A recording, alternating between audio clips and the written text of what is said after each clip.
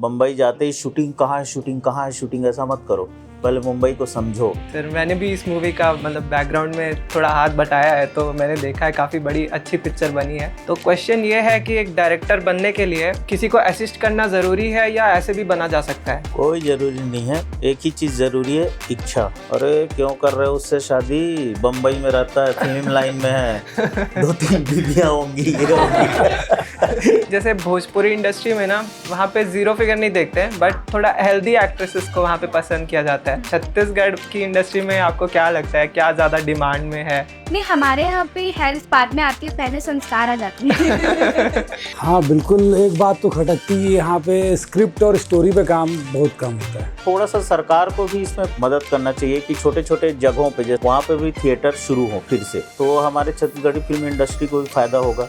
कई लोग फ़ोन आता है जैसे कि भाई मेरे पास इतना रुपया, 20 लाख रुपया, 15 लाख रुपया, फिल्म बनाते हैं ऐसा करके। पता नहीं उनको किसी ने बोल दिया कि हाँ 20 लाख में फिल्म बन जाती है। जहाँ पर भी मैनुअली काम हो रहा है ना, वहाँ पर ये चोरी हो रही है। जो छोटे थिएटर्स में हम जाते हैं तो वो पेपर वाले टिकट्स मिलते हैं, इस वजह से हो रही है। तो आई थिंक गवर्नमेंट को ये कंपलसरी करना चाहिए कि इलेक्ट्रॉनिक टिकट्स ही बांटा जाए। नमस्कार, जय जोहार दोस्तों, स्वागत है आप सबका हमारे चैनल मोस्टली देसी टॉक्स में। और आज के पॉडकास्ट में हमारे साथ मौजूद हैं छत्तीसगढ़ी मूवी माई के लाल रुद्र की टीम से director Subhash Jaiswal ji, actor and producer Deepak Jindwani sir, actress Hema Shukla ma'am and Prabhakar Barman ji जो कि एसोसिएट डायरेक्टर हैं। तो आइए शुरू करते हैं आज का पॉडकास्ट।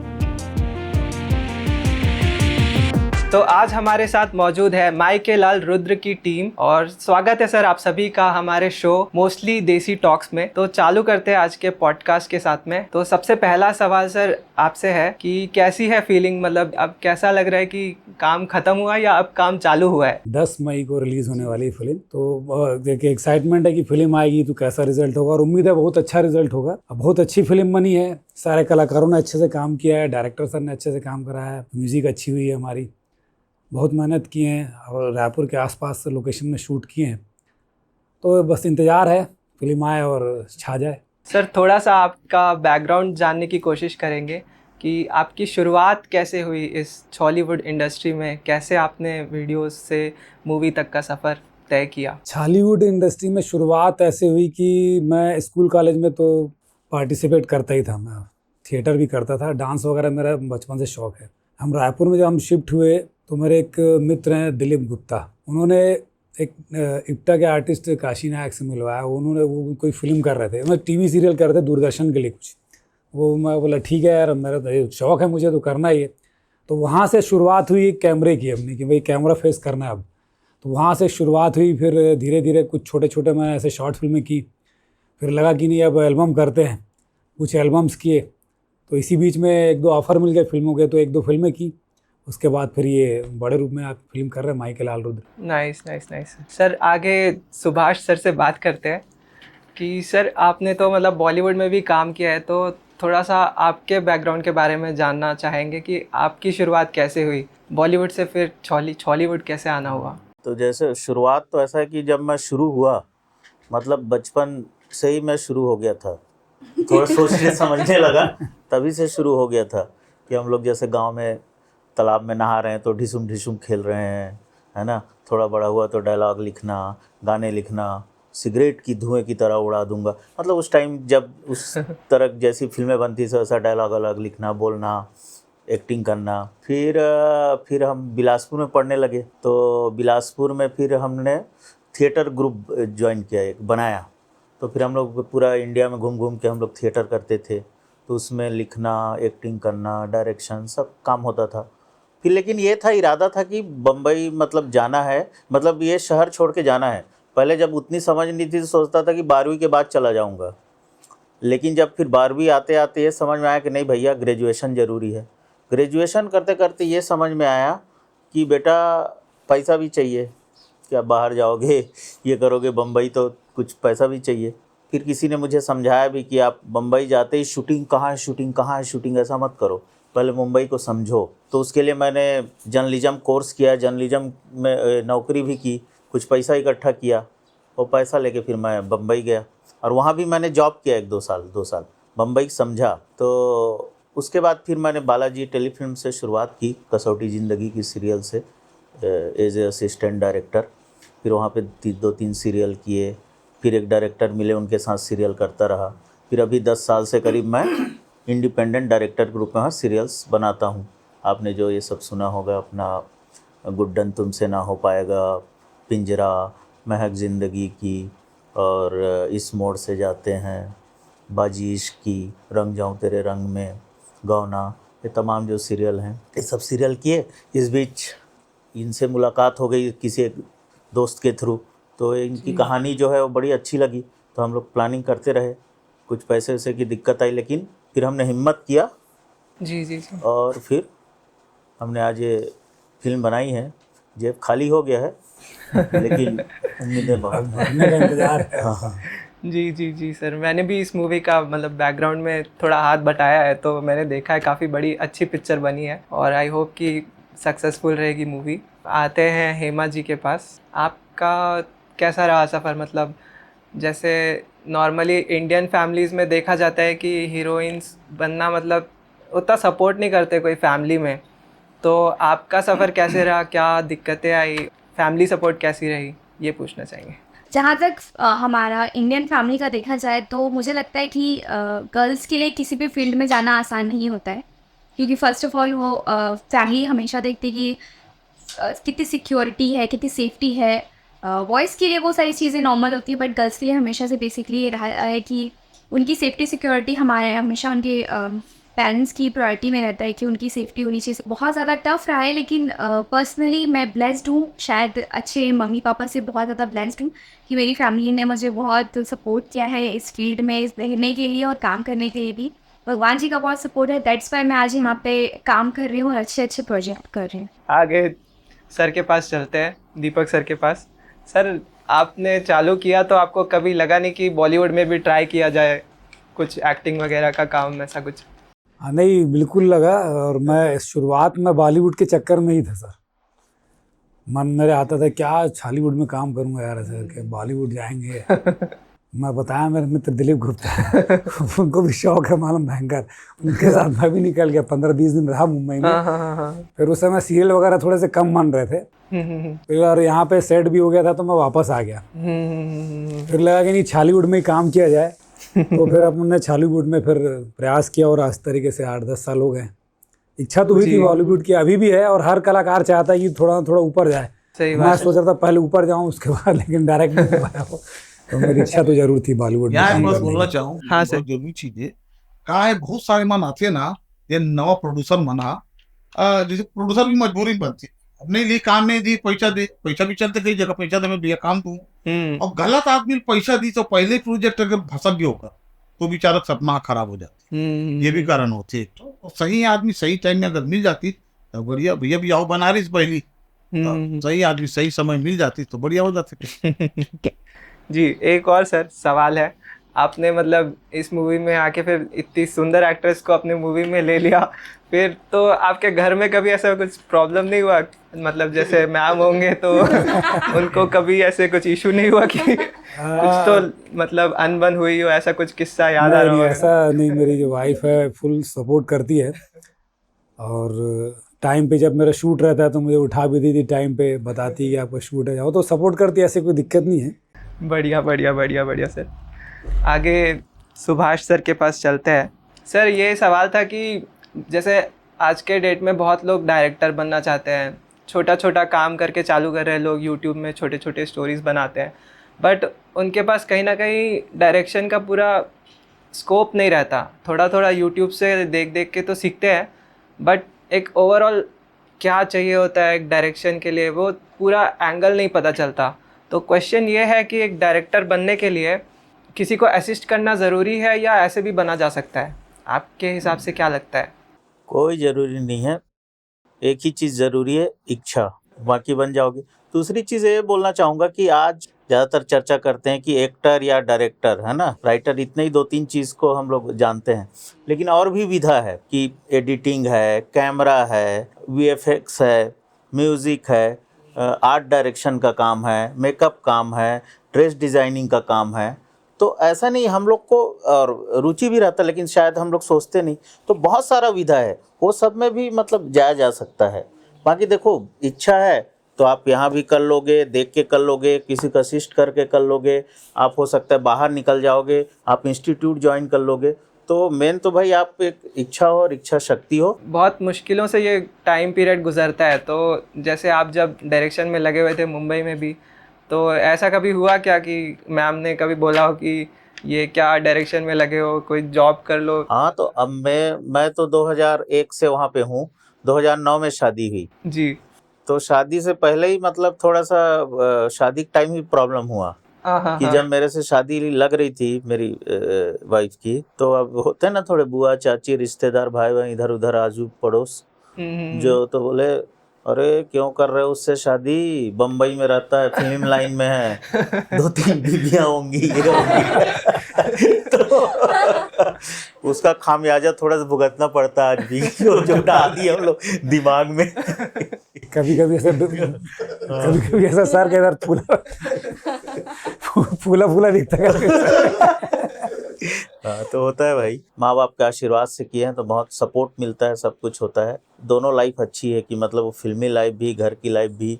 आज दूसरा चीज़ अपने सबसे जुड़े हुए हैं, छत्तीसगढ़ से जुड़े हुए हैं, तो बढ़िया है सब। तो आते हैं हेमा जी के पास। मैम, आप फिट रहने के लिए क्या करते हैं? खाने के अलावा फिट रहने के लिए बेसिकली मुझे लगता है कि योगा करना चाहिए, क्योंकि योगा बहुत बेस्ट होता है। और आपको कहीं पे भी आप रहो, ट्रैवलिंग करो या कहीं पर भी रहो, तो आप योगा को इजी वे में कैरी कर सकते हो। तो योगा बेस्ट है। और इसलिए नहीं कि अभी फिट रहना है, इसलिए कि आपको लॉन्ग टाइम अपनी लाइफ को स्टे करना है। क्योंकि आप जितना एक्सरसाइज पे ध्यान देते हो, जितना अपनी फिटनेस, अपने हेल्थ पे ध्यान देते हो, आप मेंटल पीस पे ध्यान देते हो, आप उतना लंबा जर्नी अपनी लाइफ का तय करते हो। Yoga is must. एक मेरे फ्रेंड है, भोजपुरी इंडस्ट्री से है वो, उनका एक सवाल था, मतलब कि जैसे भोजपुरी इंडस्ट्री में ना क्या होता है कि जो एक्ट्रेस होती है वो वहाँ पे जीरो फिगर नहीं देखते हैं, बट थोड़ा हेल्दी एक्ट्रेसेस को वहाँ पे पसंद किया जाता है। And in the same case Bollywood में जीरो फिगर ऐसा ज़्यादा चलता है। तो छत्तीसगढ़ की इंडस्ट्री में आपको क्या लगता है, क्या ज़्यादा डिमांड में है? नहीं, हमारे यहाँ पे हेल्थ बाद में आती है, पहले संस्कार आ जाते हैं। बेसिकली यहाँ की हीरोइंस को जो ऑडियंस है हमारी, बेसिकली अगर यहाँ की हीरोइंस को देखे तो वो शॉर्ट पैंट इन शॉर्ट्स में एक्सेप्ट नहीं करते ज़्यादा। उनको सूट में या फिर सीजी जो कॉस्ट्यूम होते हैं उसमें अगर वो आए या फिर उनका लुक रहे तो वो उनको बहुत पसंद आती है। तो हमारी बेसिकली मुझे जो लगता है छत्तीसगढ़ी ऑडियंस बहुत अच्छी है, बहुत इनोसेंट हुए ऑडियंस है। हमारी पिक्चरें भी बहुत साफ सुथरी रहती है कि हम अपनी पूरी फैमिली के साथ बैठ के देख सकते हैं, क्योंकि हमारी ऑडियंस इतनी अच्छी है। अगर आप जैसे भोजपुरी में जाओगे, हिंदी में जाओगे, तो वहाँ की ऑडियंस वैसी ही चीजें देखना पसंद करती है, जिसकी वजह से वहाँ की हीरोइंस ट्रबल ज्यादा करती है। हमारे कंपैरिजन अगर देखा जाए तो हमारी ऑडियंस बहुत इनोसेंट है। अगर किसी का हॉट पैंट में भी गाना आ गया या ऐसे स्विमिंग पूल वाला सीन भी डल गया ना, तो बाद में लोग उसको बोलेंगे या हीरोइंस बोलेंगे, पहले हमारी ऑडियंस उसको एक्सेप्ट नहीं करती कि नहीं नहीं नहीं नहीं, ये हमारी संस्कृति नहीं है। आप कमेंट सेक्शन में भी जाके देखना, बहुत सारे गाने हैं जिसमें हमारी ऑडियंस इतनी सपोर्टिव है कि वही हमको किसी लेवल पे देखना नहीं चाहती। तो मुझे लगता है कि यहाँ पे फिटनेस से ज्यादा सूट में लड़कियों को पसंद करते हैं, साड़ी में पसंद करते हैं। और ये हमारे लिए बहुत अच्छी बात है कि हम ऐसी इंडस्ट्री में काम कर रहे हैं उनकी ऑडियंस इतनी अच्छी है, माइंडेड है कि मतलब उनको हॉट पैंट या आप जितना क्लीवेज दिखाओ पसंद आओगी नहीं, वो साफ सुथरी पर्सनालिटी आपकी पसंद करती है। ये हमारे लिए बहुत अच्छी है। तो आगे जैसे अगर आपको ऑफर आता है साउथ से या भोजपुरी से, तो जाना पसंद करोगे या क्या टेक रहेगा उस टाइम आपके पास? नहीं, मुझे लगता है कि एक आर्टिस्ट के लिए कोई लिमिट्स नहीं होती। अगर आप एक आर्टिस्ट हो और या फिर आप इस फील्ड से बिलोंग करते हो जो फील्ड में हम हैं अभी, चाहे डीओपी हो आप या फिर आर्टिस्ट हो, मेकअप आर्टिस्ट हो, कॉस्ट्यूम, एवरीथिंग, उनकी कोई लिमिट्स नहीं होती है ये कि बॉलीवुड तक जाना है, ये उनकी लिमिट्स है। नेवर। आर्टिस्ट की जो लाइफ होती है उनकी कोई लिमिट्स नहीं होती है। वो जहाँ जाए, जितना स्प्रेड होना चाहे, जितना आगे लेवल तक जाके वो एक्सपीरियंस लेते हैं, वो उतने बेस्ट होते हैं, उतना उनका बेस्ट वर्जन आता है।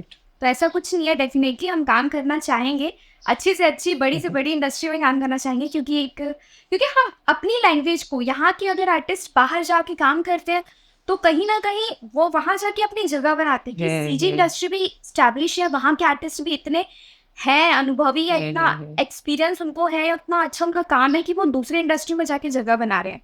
Right. बिल्कुल यहाँ के लोगों को डेफिनेटली जाना चाहिए और करना चाहिए, क्योंकि इंडस्ट्री एक ही होती है। अभी हम लोगों ने इसको सर्कुलेट कर दिया साउथ बट अगर आपकी फिल्म को रीजनल उस पे लैंग्वेज पे कभी प्रमोट करेंगे तो वो छत्तीसगढ़ी नहीं लिखाएगा, वो Right. लिखाएगा इंडियन। Indian cinema. तो वो उसको लेके चलो, आप ये मत सोचो कि अरे ये ऐसा है ऐसे नहीं। आप अगर उस लेवल पे जाके कभी प्रेजेंट होती है आपकी पिक्चर, कोई भी पिक्चर छत्तीसगढ़ी, हिंदी, साउथ की पिक्चर है, तो वो सिर्फ लिखाएगा इंडियन सिनेमा, सिर्फ एक Right. नाम। तो फिर आप क्यों उस पे लेके चल रही है industry को, मुझे तो लगता है कि Right, करना right, चाहिए। और आर्टिस्ट के कोई लिमिट्स हाँ, आर्टिस्ट कोई लिमिट नहीं, लेकिन उसकी लिमिट होनी चाहिए। आर्टिस्टिक लाइफ में कोई लिमिट्स नहीं है प्रभाकर जी? सही बात, सही। मैं आपके साथ। वापस सुभाष सर के पास चलते हैं। सर जैसे आपने सीरियल्स में भी काम किया बहुत सारे, बट अभी तक आई डोंट नो कोई छत्तीसगढ़ी सीरियल सामने नहीं आया है, तो आगे आप इस पे कुछ काम करना चाहेंगे क्या? नहीं, बिल्कुल करेंगे। और हम लोग तो अक्सर चर्चा करते हैं, दीपक भाई, प्रभाकर जी, हम लोग सब चर्चा भी करते हैं कि यार एक अपने मतलब छत्तीसगढ़ में चैनल होना चाहिए जो मतलब पूरे राज्य में देखा जाए, सीरियल बने, जो भी बने, क्योंकि उसका फ़ायदा, जैसे हमने फिल्म बनाई है अभी ये जो माइक लाल रुद्र जो 10 तारीख रिलीज़ हो रही है, ऐसे जो फिल्म बनाते हैं उसके प्रमोशन के लिए भी एक अच्छा प्लेटफॉर्म हो जाएगा। तो और सीरियल वगैरह बनाएंगे, क्यों नहीं बनाएंगे? हर राज्य में बन रहा है, हम क्यों पीछे रहेंगे? बिल्कुल बनाएंगे। हमारे यहाँ अच्छे राइटर हैं, एक्टर हैं, सब कुछ है, अच्छी कहानियाँ हैं, अच्छा लोकेशन है, तो ज़रूर बनाना चाहिए, बिल्कुल बनाएंगे। आगे दीपक सर के पास चलते हैं। छत्तीसगढ़ इंडस्ट्री में आपको ऐसी कोई बात है जो आपको खटकती हो या अच्छी नहीं लगती हो, जिसको आप चेंज करना चाहते हो? राइट।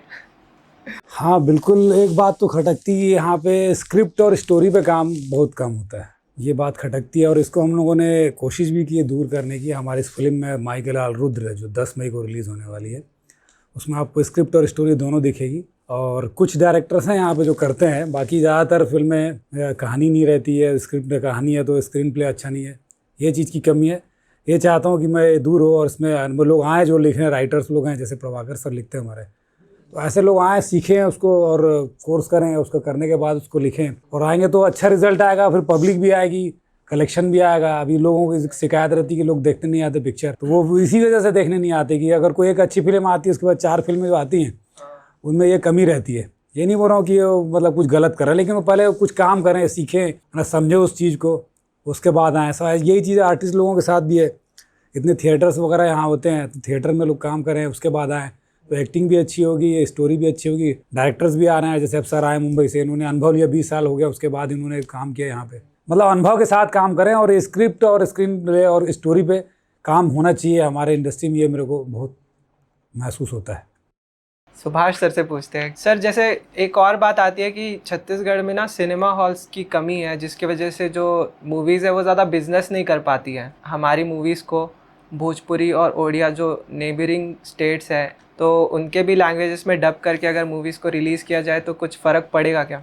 देखो वो तो खैर बात की बात है, अच्छी फिल्म बनेगी, सफल रहेगी तो अपने आप डब कर लेंगे और चलेगी। ऐसा तो नहीं सब किसी भी फिल्म को उठा के हम डब कर दिए, चला दिए, जब यही नहीं चली तो बाहर कैसे चलेगी, है ना। दूसरी चीज़ थिएटर का सवाल है, थिएटर है ऐसा नहीं है। हाँ, सिंगल थिएटर आज जैसे बिलासपुर में 11 टॉकीज़ थे, आज लगभग ख़त्म हो गया, एक कुछ बचा है, 11 टॉकीज़, तो ऐसे सिंगल थिएटर ख़त्म हो गए हैं। तो थोड़ा सा सरकार को भी इसमें प्रोत्साहित करना चाहिए, मदद करना चाहिए कि छोटे छोटे जगहों पे, जैसे तहसील है या छोटे ज़िले हैं, वहाँ पे भी थिएटर शुरू हो फिर से, है ना। तो हमारे छत्तीसगढ़ी फिल्म इंडस्ट्री को भी फ़ायदा होगा। बाकी तो संघर्ष करके हमने अब मॉल में अब हमारी फिल्में लग रही हैं, है ना। तो थोड़ा सा छोटे छोटे शहरों में भी थिएटर होना चाहिए। सर थोड़ा सा इस पे जानना चाहेंगे कि जैसे मूवी बन जाती है उसके बाद वो थिएटर्स तक कैसे आती है, प्रोसेस क्या होता है, बीच में कौन कौन लोग आते हैं, इसके बारे में थोड़ा कई लोगों को पता नहीं होता। जैसे कोई इस इंडस्ट्री में आना चाहते हैं, बिजनेस करना चाहते हैं कुछ। हाँ, ये सही सवाल किया तुमने कि अभी देखो, अभी कई लोग फ़ोन आता है जैसे कि भाई मेरे पास इतना रुपया, 20 लाख रुपया, 15 लाख रुपया, फिल्म बनाते हैं ऐसा करके। अब पता है उनको किसी ने बोल दिया कि हाँ 20 लाख में फिल्म बन जाती है। फिल्म तो आप कर लोगे, शूट तो कर लोगे, लेकिन फिल्म का एक प्रोसेस है कि एक तो पहले फिल्म में शूटिंग में जाने से पहले स्क्रिप्ट पे काम, जैसे अभी बता रहे थे, है ना, कि स्क्रिप्ट का काम और कलाकारों का चयन, दूसरा कलाकारों को वर्कशॉप, कि उनको आप करेक्टर पकड़ाओ, कैसे क्या होगा, लोकेशन हंटिंग, लोकेशन देख लो, लॉजिस्टिक्स देख लो कि आप कहाँ पे शूटिंग कर रहे हो, वहाँ पे कैसे गाड़ियाँ जाएंगी, कैसे रहोगे, कैसे खाना मिलेगा, कैसे क्या होगा। तो वो सब चीज़ें जो प्री प्रोडक्शन, इसमें भी थोड़ा टाइम लगता है। ऐसा नहीं कि मतलब फिल्म बनाना शुरू किया तो उसे फिल्म शुरू कर दिया, शूटिंग, हाँ कैमरा लगा दिया, चलो रोल एक्शन, ऐसा नहीं होगा। अब शूटिंग कर लिया, आप शूटिंग में तमाम चीज़ें हैं, डायरेक्टर है, ये है, वो है, आर्टिस्ट हैं, लेकिन अभी शूटिंग के बाद भी जो post production, pre production, shooting और पोस्ट जो है वो भी बहुत इंपॉर्टेंट है। ना हम उसके बारे में सोचते हैं कि कैसे काम होगा, ना उसके खर्चे के बारे में हम लोग सोचते हैं। तो अभी जैसे दीपक भाई से चर्चा हो रही थी तो इनको भी अब अनुभव आ गया कि मतलब आप शूटिंग के लिए जितना आप समय रखते हो, जितना पैसा रखते हो, शूटिंग के बाद पोस्ट के लिए भी उतना रखो आप गुंजाइश कि एडिटिंग है, मिक्सिंग है, म्यूज़िक है और डबिंग है, प्रमोशन है, तो तमाम चीज़ें हैं, बहुत सारी चीज़ें हैं। ऐसा नहीं कि एक महीने में आपकी फिल्म बन जाएगी, एक महीने में शूटिंग हो जाएगी 35-40 दिन में, लेकिन उसके पहले और उसके बाद वो सब भी सारा चीज़ बजट में होना चाहिए, समय और पैसा, वो सोच के ही करना चाहिए। फिल्म बनाना सर फिर भी आसान है, उसको रिलीज़ करना ज़्यादा टफ काम है नहीं सर? क्या आप सहमत हैं इस बात से? मेरी सोच ये है, जैसे फिल्म हम बनाते हैं, जैसे घर में एक शादी करते हैं ना, तो 100 शादी करने के बराबर एक फिल्म बनाते हैं। अच्छा, मतलब वही रिलीज जैसे बोल रहे हैं, वो सही बोल रहे हैं कि रिलीज करने के लिए यही ना कि एक तो फिल्मों को तैयार करना अच्छे क्वालिटी में, दूसरा जो डिस्ट्रीब्यूशन है प्रमोशन है, वो और भी तमाम चीज़ें हैं, सेंसर है ना, आजकल यूएफओ में लोड होता है, उसकी जो बारीकियां हैं, तो वो सब तमाम चीज़ें हैं। तो ऐसा नहीं कि हम बस कि हमारे पास पैसा है कि 10-20 लाख है और हम कैमरा ले आएंगे और हम फिल्म बना लेंगे, हैं? बना तो लोगे, लेकिन ऑडियंस कहाँ से लाओगे?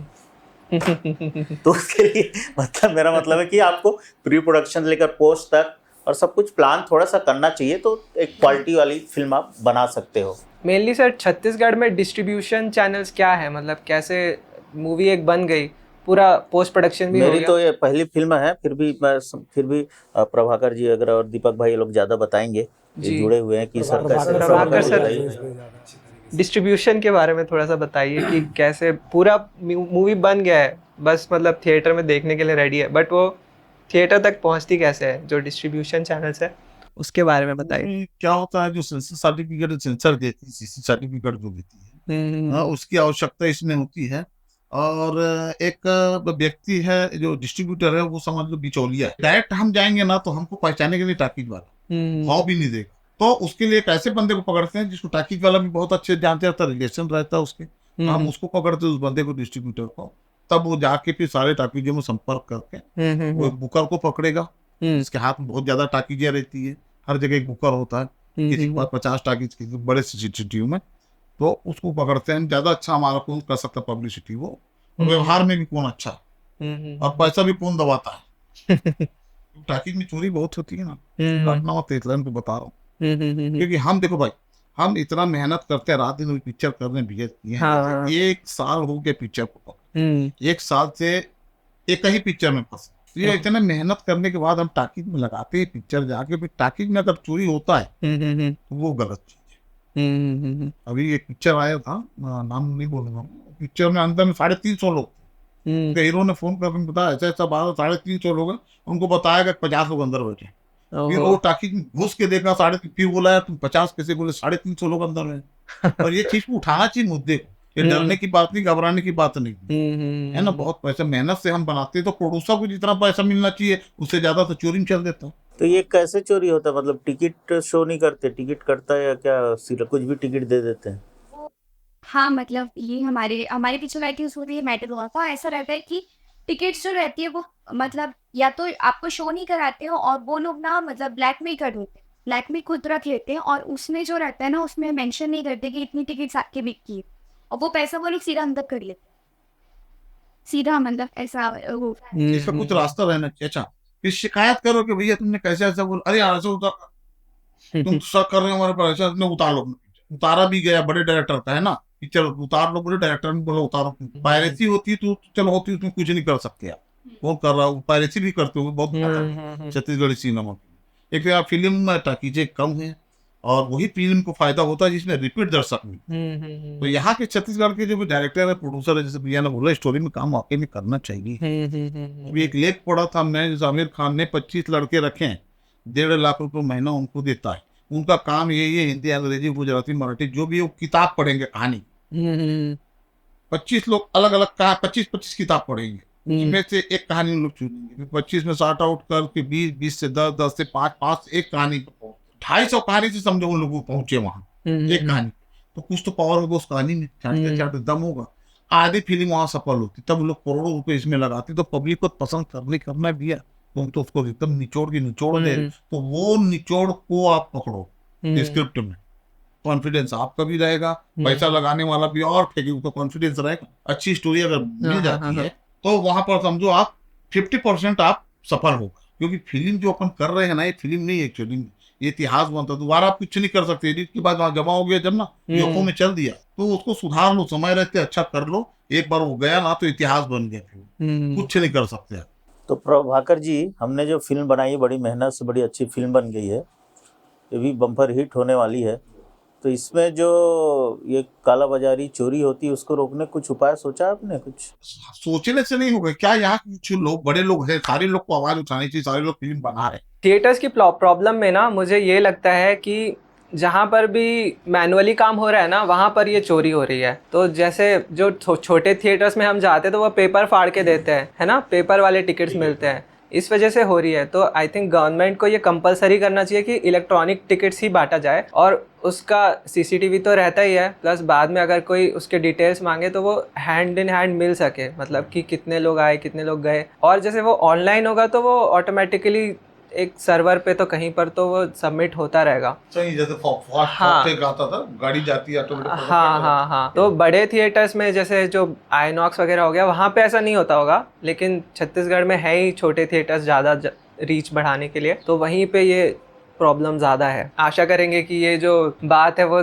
सरकार तक के पहुँचे और ये बात चेंज हो, ताकि छत्तीसगढ़ की फिल्म इंडस्ट्री और ज़्यादा ग्रो कर सके। तो आते हैं हेमा जी के पास। हम लोग बचपन से बॉलीवुड मूवीज़ को ही फॉलो करते आए हैं, तो कोई ना कोई सबके फेवरेट एक्टर एक्ट्रेस होते हैं। तो ऐसे आपके कौन से कोई हैं एक्टर फेवरेट जिनको मतलब आप फॉलो करते हो?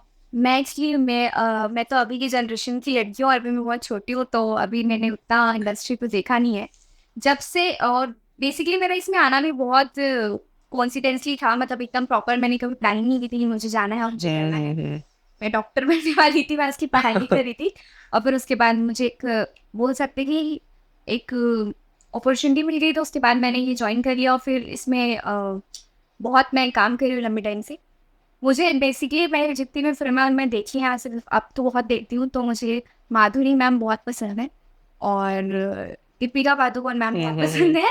ये दोनों मेरी बहुत फेवरेट है। और ऐसा नहीं कि मैं सिर्फ उनको उनके प्रोफेशन को देख के फॉलो करती हूँ, पर्सनल मैं उनको पर्सनल भी फॉलो करती हूँ। मुझे पर्सनली उनकी जो उनका जो एक एटीट्यूड है, एक ऑरा बोलते हैं, जो वो लेकर कैरी करके चलती है, वो मुझे बहुत पसंद है। और पर्सनली मैं चाहती हूँ कि आगे इंडस्ट्री में मैं भी वैसा ऑरा लेके चलूँ, तो वो दोनों मुझे काफ़ी ज़्यादा पसंद। ओके। दीपक सर से पूछते हैं, जैसे आप लोग की शूटिंग आई थिंक जब हेमा जी की गुइया मूवी रिलीज नहीं हुई थी उसके पहले ही शूटिंग चल रही होगी, है ना? तो आप इनको गुइया मूवी के पहले भी जानते हो, अभी भी जानते हो, तो ऐसा कुछ चेंज इनमें नज़र आया हो जो पहले नहीं था अभी है मूवी रिलीज के बाद? क्योंकि वो बहुत सक्सेसफुल मूवी रही थी। बिल्कुल चेंज आएगा कि जब आदमी सक्सेस होता है तो सफलता तो सर चढ़ के बोलती है।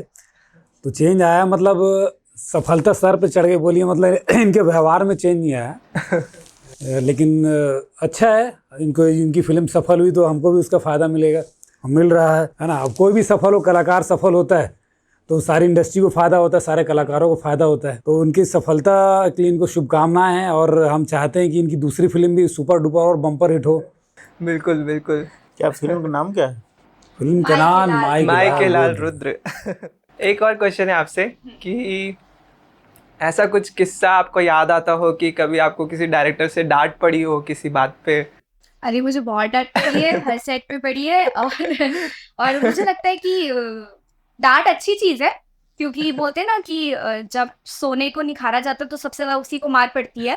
और उसके बाद सबसे ज़्यादा रेट बोल सकते हो, सबसे ज़्यादा वैल्यू उसी की रहती है कि आप किसी भी दुकान में जाओगे तो आप यही पूछते हो, चांदी नहीं पूछते, आप बोलते सोना का क्या रेट चल रहा है। तो डेफिनेटली मुझे बहुत जगह बहुत डांट पड़ी है। डांट तो पड़ी है, लेकिन डांट का प्रभाव पड़ा है कि नहीं? हाँ, वो भी पड़ा है, बेसिकली बहुत पड़ा है। मैं एल्बम में करती हूँ तो भी मैं डांट खाती हूँ, अगर मैं 3 से ज़्यादा टेक ले लेती हूँ तो मैं डांट खाई हूँ। और बेसिकली मुझे कभी भी नहीं लगा कि मैं इतनी बड़ी हो गई हूँ और इतना मैं अच्छा काम कर चुकी हूँ, ये लोग मुझे क्यों सिखा रहे हैं। मुझे हमेशा लगता है कि मुझे कुछ नया सीखने को मिल रहा है, चाहे वो एल्बम में करूँ या पिक्चर करूँ। मुझे हमेशा लगता है कि नहीं, अब वो इन इस चीज़ों से मेरे अंदर और इम्प्रूवमेंट आएगा, मैं और ग्रो करूँगी और मैं और मेरा लेवल अप होगा। तो मुझे डांट बहुत पड़ी है, मेरे को भैया की साइड पे बहुत डांट पड़ी है, मेरे डायरेक्टर सर ने मेरे को बहुत डांटा है। तो यहाँ सुभाष सर ने भी, बस सुभाष सर ने मुझे कभी नहीं डांटा, लेकिन फिर भी इस फिल्म में मैं ऑडिशन दे के आई थी, इसलिए तो बेसिकली पता था कि कितना आता है एक्टिंग, कितना काम हो जाएगा। तो एक डायरेक्टर ने डांटा लेकिन दूसरे डायरेक्टर ने डांटा जरूर था। हाँ, बिल्कुल बिल्कुल मुझे डांटा था और मुझे लगा कि उनकी डांट की वजह से मैं स्क्रीन में और सुंदर दिखी, ताकि मुझे जो चीज़ें ऑडियंस मुझे बताती, वो चीज़ें अगर मेरा डायरेक्टर मुझे बता रहा है तो मैं ये अच्छी बात है, मैं उसमें इम्प्रूवमेंट करके अच्छा काम करूँ और मैं आगे भी डांट खाने के लिए रेडी हूँ। कोई डाउट नहीं है इसमें, इनका जो काम है ना बहुत अद्भुत है। इतने सेट्स हैं कि कमाल है, लोग वाकई में अद्भुत काम है। काम मस्त है भैया, सही, जबरदस्त सही। काम है इसमें। और इस बारे में मैं डायरेक्टर सर और अपने दोनों डायरेक्टर्स को मतलब बधाई देना चाहता हूँ कि इन्होंने हेमा से जो काम निकलवाया, मुझसे काम निकलवाया, सारे आर्टिस्टों से जो काम निकलवाया है, ये इन्हीं की बदौलत है। इन्होंने वर्कशॉप ली, आपको बिल्कुल अंतर दिखेगा जो फिल्म में जैसे इन्होंने रोल कर रहे हैं, मैंने पहले किया है, और इस फिल्म में जो हमारा काम दिखेगा और आर्टिस्टों का काम दिखेगा, वो सिर्फ इन दोनों की बदौलत है। इसके लिए दोनों को बधाई, धन्यवाद, शुभकामनाएं। एक क्वेश्चन है सर कि एक आर्टिस्ट ना हर आगे जैसे वो काम करते जाते हैं उसी में ही सीखते जाते हैं, तो आपके जैसे पहले जो मूवी आई थी मैंने देखा काका, तो वो सारी कॉमेडी पैटर्न की मूवीज़ थी और अब ये एक्शन कॉमेडी ऐसे टाइप की मूवी है, तो इस मूवी में आपने ऐसा कुछ नया कुछ सीखा हो जो आप शेयर करना चाहेंगे? इस मूवी में एक्शन तो है लेकिन ये पारिवारिक मूवी है, बाप बेटे के और माँ बेटे के रिश्ते की इमोशनल मूवी है। तो इसमें ये जो मेरे डायरेक्टर्स हैं, इन्होंने मुझे मतलब इमोशन ही समझ लो सिखाया। इमोशन बहुत टफ काम है और पिक्चर में शुरू से लास्ट तक उस कैरेक्टर को पकड़ के रखना, मतलब ऐसा लगता था कि मैं मतलब जब मैं शूट पे था डे 1 से लेकर लास्ट तक कि मैं कोई नशा किया हूँ। पूरी फिल्म में ऐसा लगेगा मेरी आंखें एकदम भरी भरी लगेंगी आपको, वो उसी में मतलब घुसे रहते था मैं, नहीं आपको कैरेक्टर नहीं छोड़ना। कहीं लगता था सुभाष सर टोक देते थे, कहीं लगता था बर्मन जी टोक देते थे, नहीं यार तुम यार इसमें जा रहे हो करके, नहीं डांस नहीं करना तुमको। मैं डांस का शौकीन हूँ, डांस आप डांसिंग वाला सॉन्ग है, उसमें भी एक एटीट्यूड रहना चाहिए आपको, वो कैरेक्टर को नहीं छोड़ना। तो वो इमोशन की वजह से वो कैरेक्टर नहीं छोड़ा और वो इमोशन को पकड़ना उन्होंने सिखाया, ये इसका मेरे को फ़ायदा मिला। सही सही, वही वो मैंने आपका रुद्र वाला सॉन्ग देखा, बिल्कुल एकदम पावरफुल सॉन्ग है वो। बड़ा मज़ा आता है वो सॉन्ग सुन के। तो नेक्स्ट क्वेश्चन हेमा जी से ही है वापस कि ऐसे अभी भी आप एक स्टूडेंट हो, आई थिंक अभी भी कंटिन्यू हो रहा है ना, तो एक्टिंग के अलावा और कोई हॉबी कुछ आप सीखना चाहते हो या पसंद हो जो आप अपने अंदर में लाना चाहते हो, कोई अदर गुण जिसको बोल सकते हैं? चीज़ है जो मैं सीखना चाहती हूँ और बहुत ब्लेस्ड भी हूँ कि मैं अपने काफ़ी कम एज से मैंने एक्टिंग करना चालू करी। मैं शायद 10th क्लास में थी तो मैंने एक्टिंग चालू कर दिया था और 10th क्लास से मैं कैमरा फेस कर रही हूँ और अभी बहुत कम ही एज में वहाँ पे बहुत सारी चीज़ें बन गई, गाइस भगवान जी की वजह से, राधे राधे। तो पर्सनली मुझे लगता है कि मेरे अभी भी मेरे को बहुत कुछ सीखना है। मेरी बहुत सारी हॉबीज़ है, मुझे ट्रैवलिंग करना पसंद है, डांस करना पसंद है, बहुत सारी चीज़ें हैं मेरे को सीखना ही है, तो बहुत लंबी लिस्ट है। 5 साल बाद भी तुम 12th में कैसे हो? 12th में नहीं, कॉलेज में हूँ। कॉलेज में हूँ अभी। ओके, तो इसी के साथ ख़त्म करते सर पॉडकास्ट। बहुत मज़ा आया आप लोग के साथ बात करके, और आप मन सबला गाड़ा गाड़ा बधाई मूवी के रिलीज़ पर जो कि 10 तारीख को होने वाला है, और बहुत शुभकामनाएं आप मन ला। भगवान करे कि ये जो मूवी है आप मन के ब्लॉकबस्टर होए इस साल के। बहुत बहुत धन्यवाद आप मन के। धन्यवाद, थैंक यू। आप मन भी बहुत बहुत धन्यवाद जो आप मन हमन ला मौका दे। और 10 मई के सब दर्शक मन जब के भी देखा थे आपके शो, आए हमन प्यार दे, माया दुलार दे, माई के लाल रुद्र। बिल्कुल सर, धूप में रूप निखरते, तो पिक्चर देखे जरूर रहिए। गर्मी का बहाना नहीं है। शादी में जाते हैं, रैली में जाते हैं, वोट दे जाते हैं, तो पिक्चर देखे भी आना है। मस्त पिक्चर है, गारंटी सर प्रभाकर जी, मनोरंजन 200%। 200%। मज़ा आ गया आज के पॉडकास्ट में। आई होप आप सबको भी मज़ा आया होगा। हालांकि ये हमारा पहला पॉडकास्ट था, तो छोटी मोटी गलतियों के लिए हमें क्षमा करिएगा। और जो भी सुझाव और किन गेस्ट को आप देखना चाहते हैं, ये ज़रूर कमेंट बॉक्स में लिखकर बताइएगा। और सबसे ज़रूरी बात, हमारे चैनल मोस्टली देसी टॉक्स को सब्सक्राइब करना ना भूलें, क्योंकि हम सिर्फ बातें नहीं करते,